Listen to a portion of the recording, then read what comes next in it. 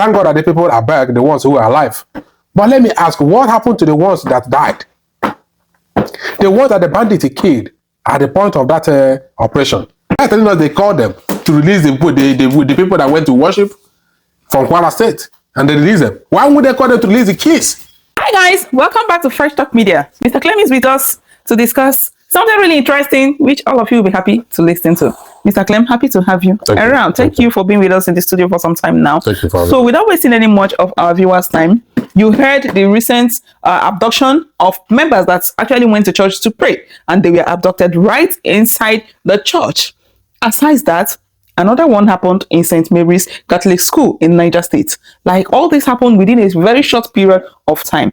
But after on, we heard that they were released. The churchmen, the people that went to church in Kwara State, were actually brought back home. All of them safe and sound. The government said they called the bandits and they released them. But no one told us the process through which this release happened. Was it that the Nigerian army went to fight with them and released them? Or was it that some ransom were paid? Or how? They didn't really clearly tell us how this whole release and return of these people actually happened. We only heard they called them and they released. So does it mean our governments actually have the contact of this Boko Haram people, these bandits, so they just give them a call, please release our people and bring them back, and it happened just like that? If that was the case, why have they not also called the bandits to release all the children that were kidnapped from the other school? We heard some have been returned, but many are still there. Why don't they place the same call? So something is actually not clear about this whole scenario. What do you think is going on? The challenge we're having today is that the government themselves are not even coming out to be clean, because it's unfortunate that Nigerians cannot go to church freely again. They can't go to school freely again. The bandit came to that church, we watched the video. They were abducting these people and they were making videos of it. So they adopted them and they killed the ones they killed over there. So right now the government, like Bayo Anonoga, the spokesman to the president, said that the military and the police called them to return those people that they adopted, and they complied. That was what we heard. So he was like, how? He said that because they know the consequences if they fail to do so. Okay. Then it becomes very hard to believe. How can a terrorist, a bandit, kidnap your people and you go and they rescue them without no shooting, no casualties, no arrest? There's no any person arrested. There was nothing like we engaged them in a fight. What we just saw, people on inside the buses, you brought them back, they start giving them water and all kind of stuff. These are just drama. But let me just thank God that the people are back, the ones who are alive. But let me ask, what happened to the ones that died? The ones that the bandits killed at the point of that operation? Because there were some shooting. No, there were a very big, massive shooting. Okay? So the ones that died there, what is government going to do? And what will be the consequence for the bandits? What will be the consequences of the bandit that killed them? Then you have gone there, you say you call them on phone, they release. Why have you not called them to release these people from the ones from the Niger State? Why won't you call them? Since you know where the bandits are, you can place a call on them and they release the case. Why have you guys not called them to release this girl from Adamawa State? So you see that there's no any major way of believing the government, because when the government can be telling you something and the populace and the Nigerians are doubtful of what the government is telling them, then something is not right. Something is not right. Something is wrong. The government need to re-examine themselves. They need to come out clean, because you cannot be telling someone who is seeing with his physical eye that what is happening to him is not what he is saying. They will never believe you. That's the way they are not believing government right now. You see, they are talking about the recruitment of some people are willing, so many people are not willing. Then you will not ask yourself, what is going on in the government? You tell me that you will go there and you grab the kids. Just like that. Just like that, without arresting them. So what are you teaching the people who are not bandits? If bandits are not on the surface today, the ones who are clamoring to join them, how are you trying to set deterrent to them? Warning. You're supposed to have apprehended these people punish them based on what the law says.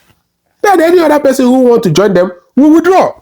If you're having that kind of mindset. So the government are not portraying, they are not showing this kind of actions. The government is not showing any action. As it stands today, they are not showing any action. I don't know about tomorrow. So this kind of abductions is likely to continue in future. That is what they are just foiling it. The government is foiling it. If they are telling us they call them to release the people that went to worship from Kwara State and they release them, why would they call them to release the kids? The little young girls that they adopted from students and adopted their teachers. We heard some of them have been released and some of them. No, they were not. The government, the ones that they escaped. Okay. Not government released them. Okay.